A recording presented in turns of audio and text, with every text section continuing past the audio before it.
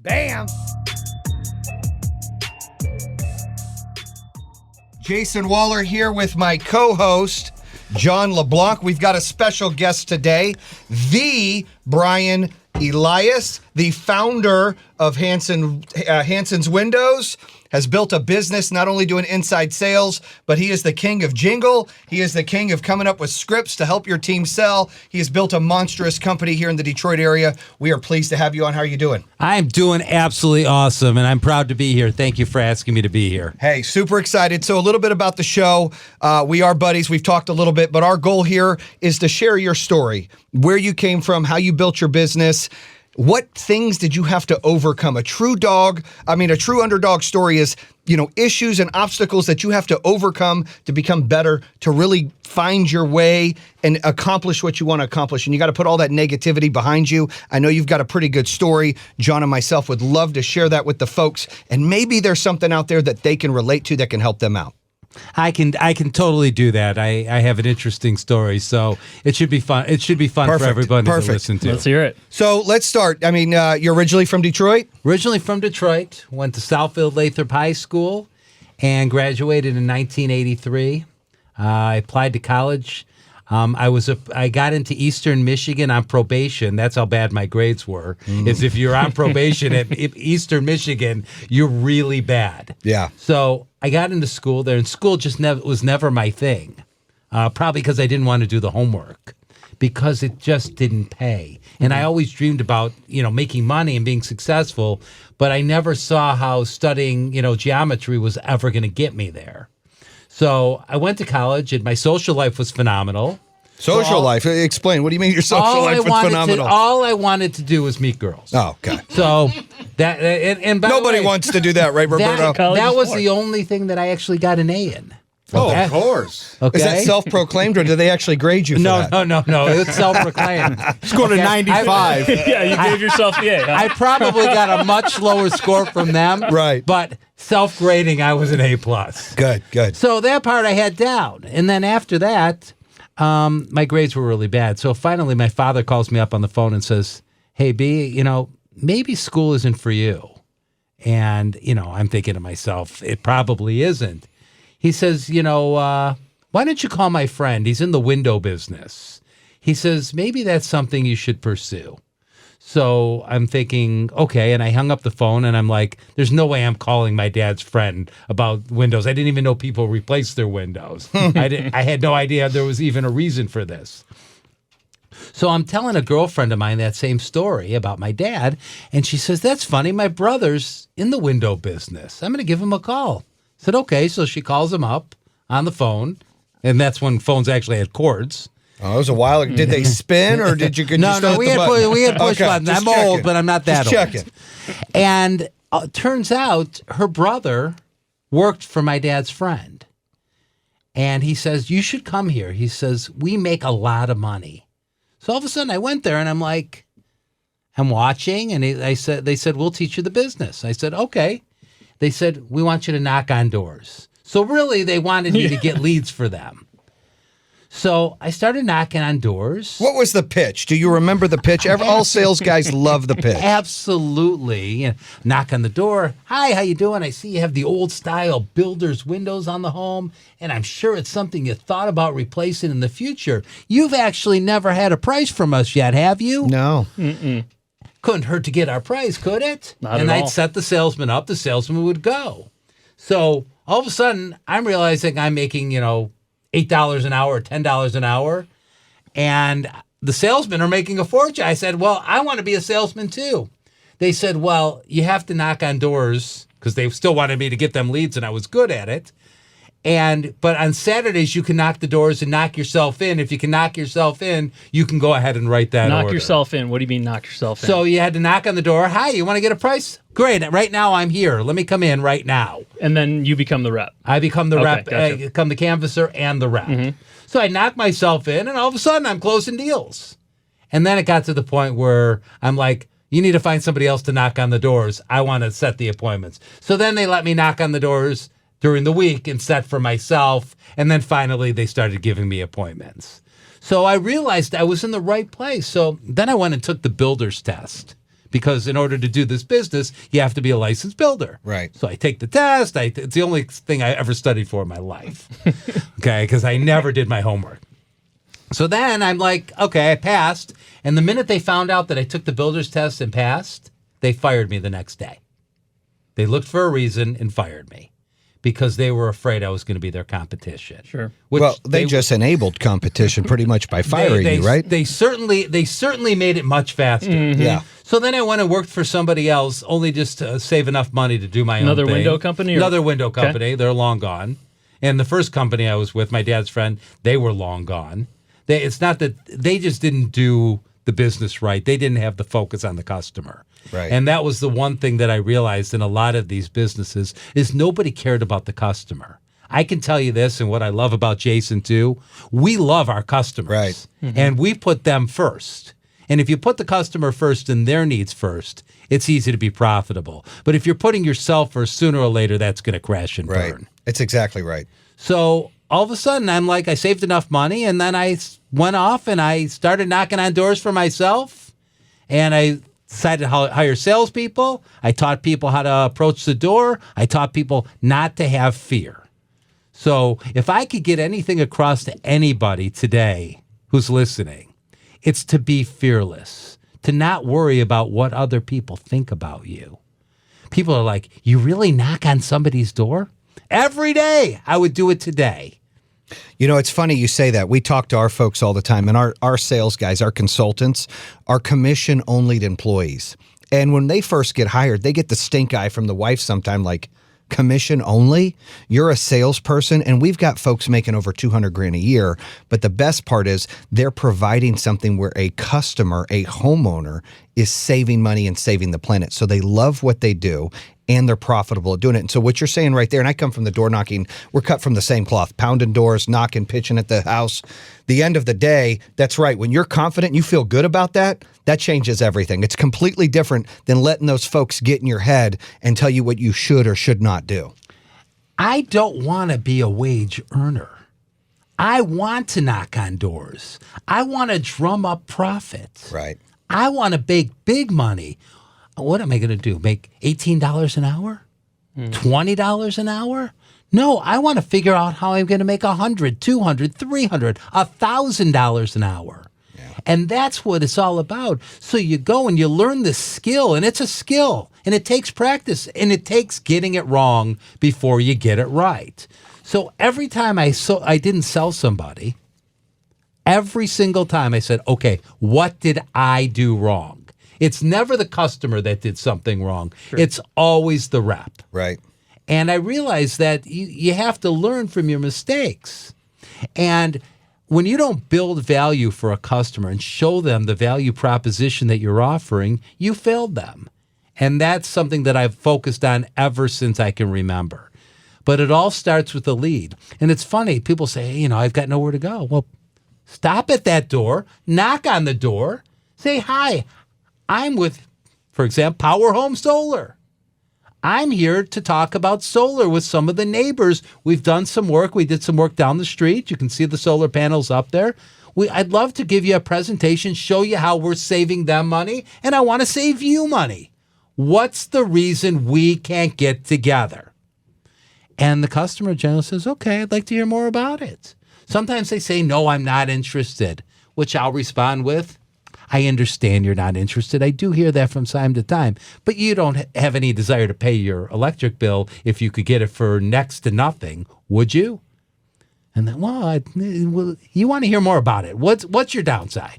Okay. All of a sudden, I had a closing rate of about 60%. That's great. So if I can close 60%, all I had to do was really get in the door. So at that point, I'm 60% chance for getting, in your case, I'm assuming a $30,000, $40,000 order. Correct. And the bottom line is you're there to make money and take care of people. And if you're not doing the things that it takes, you're not making money. And if you're not going to somewhat work for yourself, which is what a commission-only job is, then you're working for the man. Mm-hmm. Okay? And you don't want to work for the man. You want to work for you and make other people's life better. Amen to that. I agree. Look, one window company, the second window company, and then you started your own. Look at from listening. It sounded simple. We all know starting a business is not simple. Any failures, any huge mistakes, anything. Maybe the question of redoing is not the question, but anything that you look back and you're like, man, I'm so glad I had that experience because it helped me succeed. There's so many things. It's overcoming fear.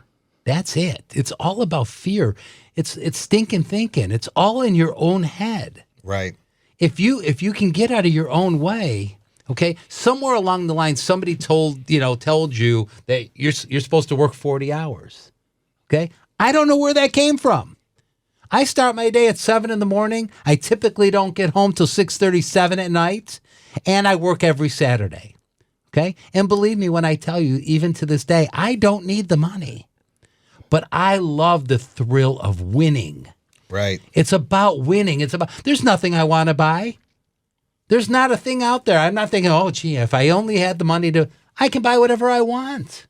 And you got to have something to chase, and your chase is winning. Because you're right. When you're chasing money, you're chasing the wrong thing. But when you're chasing success, or you're chasing a vision, or you're chasing that fix you get by conquering something and being bigger and better, that's what it's about. And there's another enjoyment that I get is making other people successful. Right. Mm-hmm. That I really love. You can't buy that. That's exciting. And you've known me for a while now.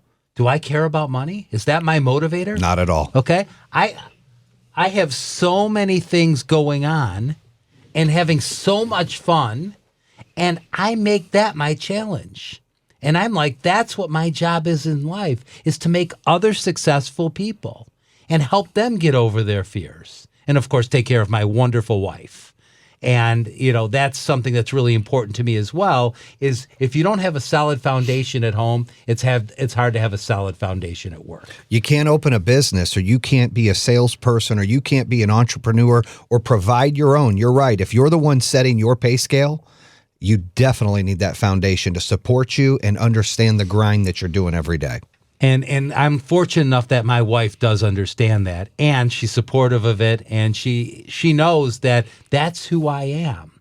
And I urge everybody that's listening, make it who you are. Make it your business to take your life and push it forward, to say, I'm better than that. I'm bigger than that. Right. And what happens is people, for whatever reason, get a mentality, I'm only worth, $18 an hour. I don't know where it came from. Yeah. They set box that ceiling. themselves Yeah, in. Exactly right. Yeah. And you don't have to box yourself in. All you have to do is be mindful to make a difference for yourself. Wake up every day and say, I'm going to kick ass today. Brian, you would have to agree that you definitely need a why, right? You're about winning, but also you love the service you provide. It's hard to go out there and sell something you don't believe in. If you believe in something, then you're going to be able to sell it. And without question. And believing in what you do and what your value proposition for the customer is, it's hugely important. I'm so impressed the difference that you make providing a product that really will change the lives of homeowners. Right. Because the fact of the matter is, who the heck wants an endless bill for the rest of their lives? That keeps going up. I'm going in the flooring business next. And the reason why I'm going in the flooring business is I watch people have to replace their carpeting every 3 to 5, 6, 7 years because it gets dirty and God only knows what's living in those floors. Oh, yeah. So I wanted to go in the business where I provide a customer a floor that's going to last a lifetime. So they do it once and they never have to do it again. Nobody's doing it. Nobody thinks like that because they're not looking out for the consumer. That's what I'm about. That's why Jayson and I get along so well, is because we both love our customers more than anything else, except our wives. But some days, I'm glad you said that before I did. Wait a second. Are we filming this? Yeah, This is that's live. I didn't realize that. I just wanted to say that I want to thank my wife for everything. Me too, Liz. Me too. I love my wife more than anything in the world. Right. Honey, you're the best. Okay. How'd you guys meet? Actually, we met at a restaurant called Munchin Lao. I was there, and she was there Here with her in Troy? girlfriend. Yeah, here in Troy. Yeah. And she was there with her girlfriend, and she was at the beginning of going through a divorce. And I, for lack of better words, halfway stalked her and said, I am going to go out with you. Well, I'm not really done with my divorce. And I'm thinking, I'm not leaving this one to start dating and figure it out or even work it out with her husband. So I kept pursuing it until she folded over. Just like knocking a door. Just not quitting. No quitting, Brian. No fear. It's a lead. No fear. That's right. It's funny because, this is the same. Getting girls is making money. It's the same thing. It's the same thing. It really is. It's confidence. You're a confidant guy. Do you just have? He sounds like Tom Cruise in Magnolia. Do you just have that confidence? That Thank you.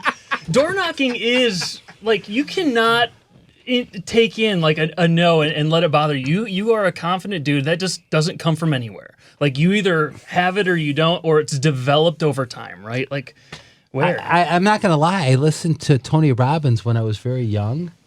And, he said a couple of things. And the thing that I remember most is it's okay to be for rejection.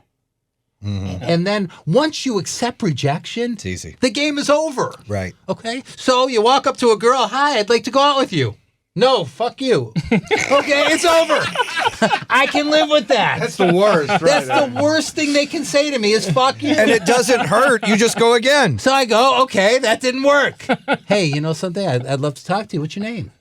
Okay. So then I started, as I got better and better, you'd walk in the bar and, what guys would walk up to the girls and say, hi, can I buy you a drink? And the girl, no, thank you. So I'm like, okay, that was bad. We're not going to use that one anymore. So I changed it and I go, hey, what are you drinking? Oh, it's a martini. Hey, bartender, get her a martini. Assume the sale, baby. Assume the sale. That's it. That's and life. then they're forced to say thank you. And now the conversation is open. So if you change the question, you change the answer. So, where the hell were you guys in my 20s? So it's funny, but so it's no different. You walk into Nordstrom's. Salesperson walks up to you and says what? Can I help you? And what do you always say? I'm just looking. No, I'm just looking. Yep. Why do you suppose they ask such a stupid question if they already know what the come with answer something is? creative.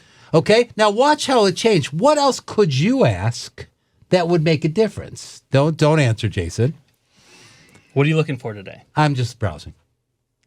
So that didn't work. You found a failure. It's okay. Found a failure. Give me another one. I go to the next girl at this point. No. He's buying jeans, man. But what are you doing to get the sale? Jason just kicked you off the show. You have to leave it. So you may want to walk up. Hey, did you hear about the sale we're having? Doesn't matter what the answer is, yes or no, doesn't hurt you. So if they say, yes, I did. Here, let me show you what's on sale. Are you looking for tops or bottoms? Okay, you change the game, you change the question, you have an opportunity to sell them. And I'm a big believer of, and I use a similar analogy, which is funny. I always bring up when you go to certain, clothing stores and they're like, can I help you with something? The answer is always no. When you ask an open... Based on how you look, you shop at Walmart. Look, it's a nice pink shirt. I've got great jeans on. I'm doing okay, but I like to dress down. By the way, I wear the worst clothes ever. Hey, we go to breakfast and I'm still in the workout gear, right? You're all suited up. The workout gear that he didn't work out in. Right.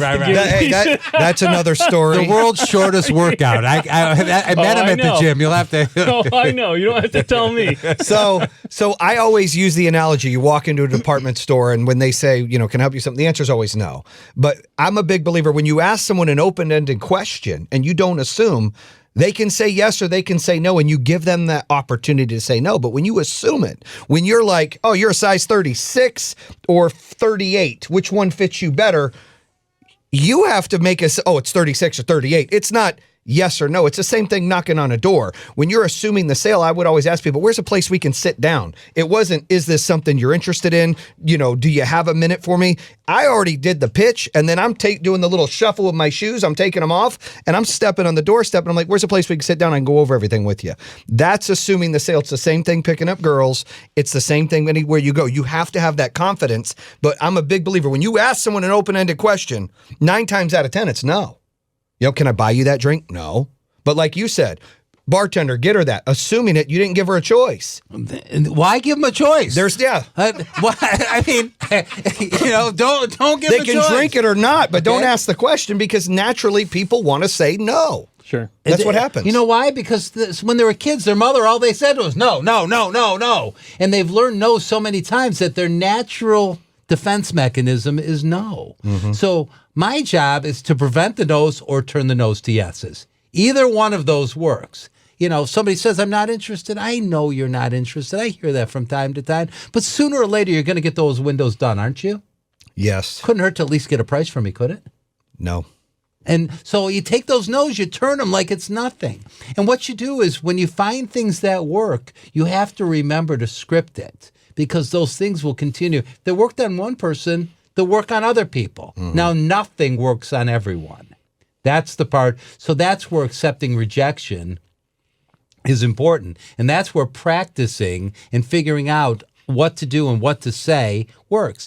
If you walk up to enough women and you say, hi, I'd like to take you out, sooner or later, you're going to get a yes. Right. I never did that. I went to the George McFly school of dating. Oh, my God. That's a, and by the way, some people carry themselves that way. So, people say, well, how'd you get so much confidence, Brian? Oh, that's easy. Double your volume with your voice. You will naturally get confidence. So if you normally talk, hi, nice to see you. It was very nice to meet you, Jayson. And that's your normal voice. Take your voice and just double it. And all you have to do, and it changes the entire thing. Say it with your chest. Say it with your chest. You know something? It really is. Yeah. Because then you have no fear. Then the other person views you as confident. And that's all they want. I mean, it's not about the looks. It isn't. It's all about the confidence. That's what is attractive to both men and women. And those confident people, that's what we're drawn to. So, and that's true. I mean, I'm not trying to judge people by their looks, right? But you can take a 4, whether it be a man or a female, and if they've got confidence, they're a 6 or 7. Am I right? 100%. It's 100%. And you can take a 9 or 10, Roberto, you and got if they don't potential, have baby. confidence, they can drop down to like a 5 or 6. oh my God. This is the greatest episode I've ever heard. This is great. Roberto's like, I'm going to get confidence, and I'm going to be up to a 9 by Friday. It's I'm fun. just kidding. He's gonna walk around screaming. Why are you screaming? I'm just talking I talking loud. can picture he goes to the bar with, and there's, hi, how are you?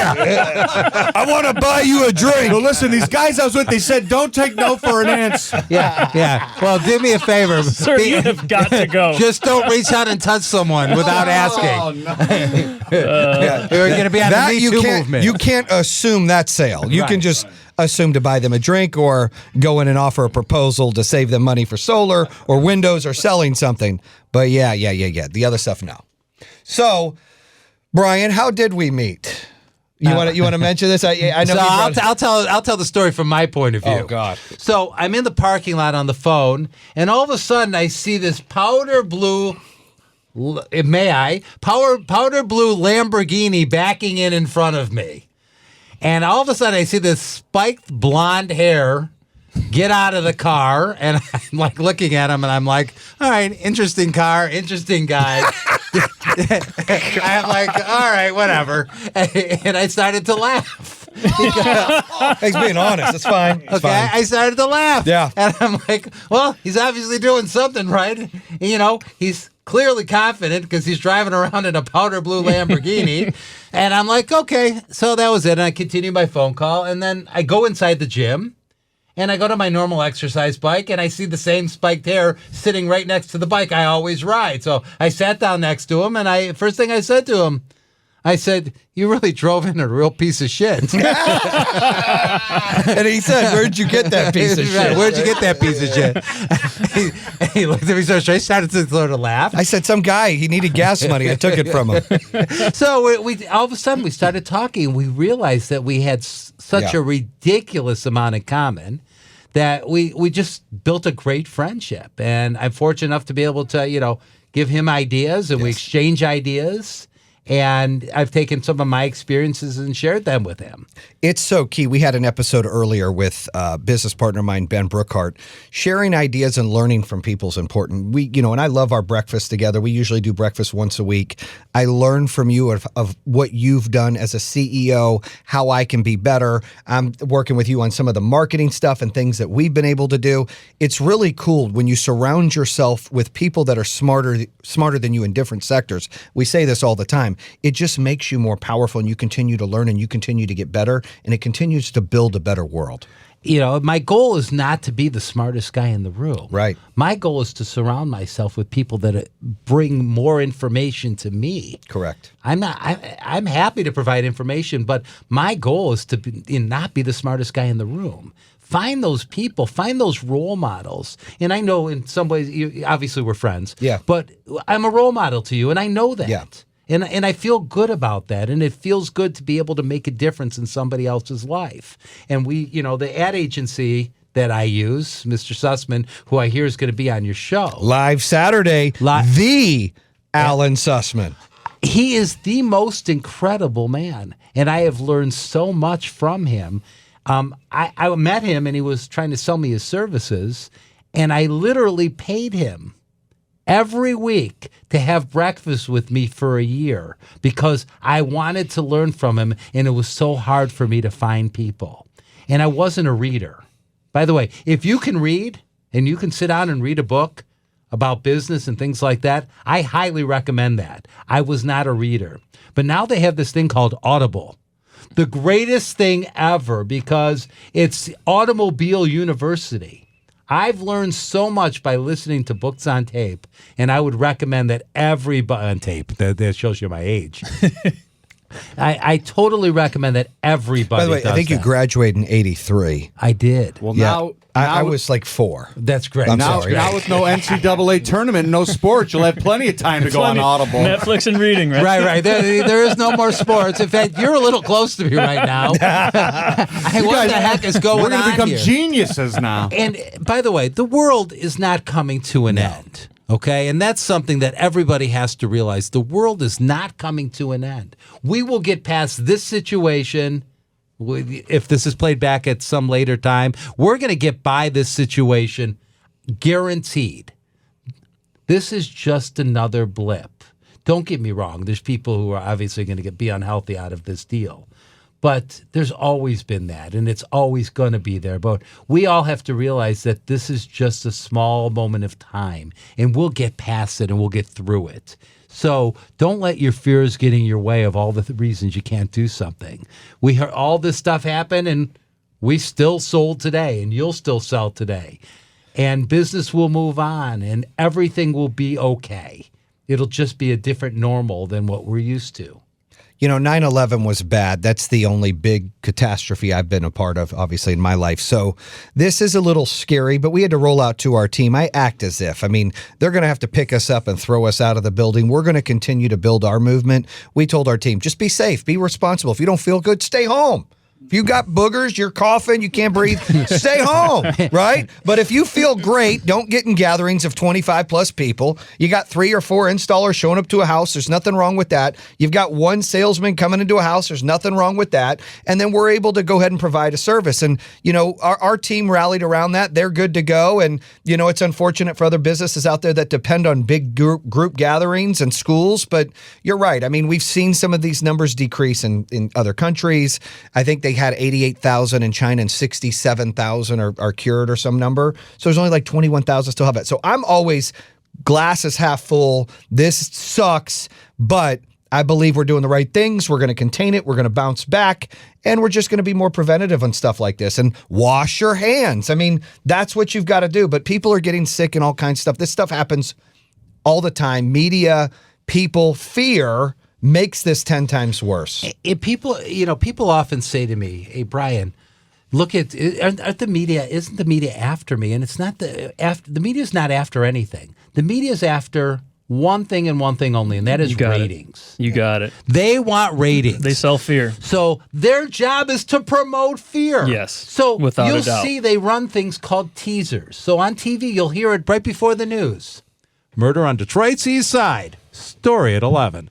Okay. And all of a You sudden. did that perfectly. Because I've heard it so many times. Detroit's East Side, story at 11. So all of a sudden you're in panic mode. Oh my gosh, I live near there. Yeah. And then you're compelled to watch. And that's what their job is to sell media. So they need eyes. They need viewers. Yeah. And what creates viewers is fear. So you watch tonight, tomorrow, this coronavirus, that's all they're going to talk about. You know, I've been guilty of this. I hate watching the news because it's never, hey, this person did great and look what they accomplished today. It's always downers because that's what people want to see is drama and bad things, unfortunately. So now I'm having to be stuck watching it because it's like, all right, what's really going on? They closed the NBA. What? So it is shocking, but it's an adjustment. And, you know, I mean, I feel like we're blessed for the country that we live in and the opportunities that we have. And I think that, you know, we're going to be through this okay. I'm always thinking positive, and the light is at the end of the tunnel. We're going to get through this, and then it'll be back to normal. It'll just be, like you said, a different normal. It is a different normal, and we're going to have to get used to it, and things are going to change from what they were. But everything manages to work itself out. And this will also work itself out. The world isn't coming to an end. It's just a situation that we haven't learned to deal with yet. The president of the United States went on last night, had a whole full-blown conversation.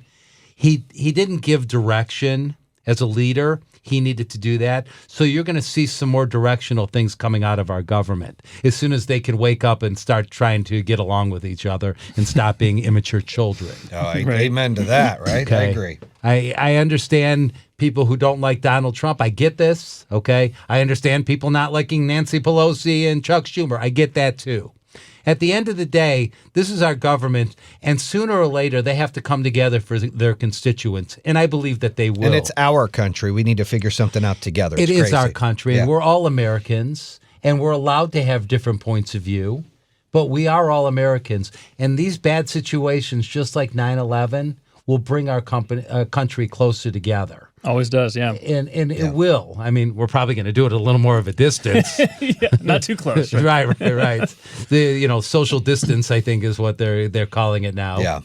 And if we can think in those terms and we start thinking about how to resolve this, we need to make those hard decisions, and we'll make them. They started making them, closing Disneyland, canceling the sporting events. They're making those hard decisions right now, which is the best interest of everybody. So we're going to contain this, and we're going to get past this. Amen to that. Yep. Well, Brian, I appreciate you coming on here and sharing your success and your story and the things that you've overcome and instilling to the listeners about fear, especially in today's world, what we're dealing with live right now. Fear is a big deal. Any final thoughts that you can add out there? I mean, we were talking a little bit about Alan Sussman. You want to give them a teaser of what to expect on Saturday? He's one of the smartest guys I've ever seen. I never know what's going to come out of his mouth. And You never know what's going to come out of his mouth. I have no idea. That's the best part. And I'll be listening. You can bet on that. Can you tell the shoe story? And then we can wrap up. The shoe story about Alan Sussman, because he'll be on here Saturday. You won't.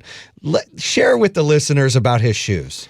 So it was funny because I used to look at his shoes, and he's dresses real nice, wears a nice tie and a suit, and he's wearing these little Geppetto's shoes. I don't even. They're they're just the style's horrible. They're from the 1940s or something, and I'm like, with white socks. With white socks, and I'm like, these shoes are awful. So finally, I'm like, I go, I like you a lot, Alan, and I want to hire you. But I hate your shoes. So I bought him a pair of shoes. Yeah.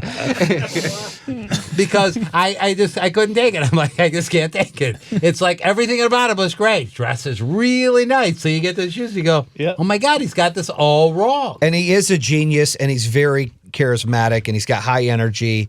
You don't know what's coming out of his mouth, but then you look at his feet and you're like, oh, hold on. Right. This doesn't match. Right. This doesn't match. So I'm thinking I'm just going to do what I want to do. And, he certainly laughed, and we have a great friendship. But really the idea is he thinks and understands the marketing and understands the consumer. And, getting a message to the consumer is really important. And he's one of the best I've ever seen at driving that message. So you'll learn from him that day. And every listener who's out there listening right now will also learn from him. And I think it's a great thing. It's good stuff. Good. Anything you want to add to end it? No, I appreciate you coming on, and I learned a lot from you today. And John's going to be confident when he leaves here too. I'm going to speak louder. He's going to go, Sarah, I'm home. Where's dinner? A lot of Assume women, the sale, right? advice. We got to put that should be the title of this podcast. Is how to close the deal. We're all married, so we've closed If our I deal. close any more, Not us, wait a but the second. listeners. If I close For the any more listeners. deals, I got big problems. That's right. Yeah. So the good news is my wife actually thinks I'm a dork, so I'm in great shape. Good. Well, thank you for joining us. We appreciate it, Brian, and we wish Thanks, you the Brian. best. God bless. And thank you for tuning in here at True Underdog, Unleash the Power Within, Jayson Waller. Bam! And that concludes another episode here on True Underdog. If you're interested in hearing more, make sure you subscribe at iHeartRadio, Spotify, Apple Podcasts, or the YouTube channel. You can always visit trueunderdog.com, subscribe to all of them. Make sure you check out our newest episodes coming out on Mondays and Thursdays. True Underdog, baby. Bam!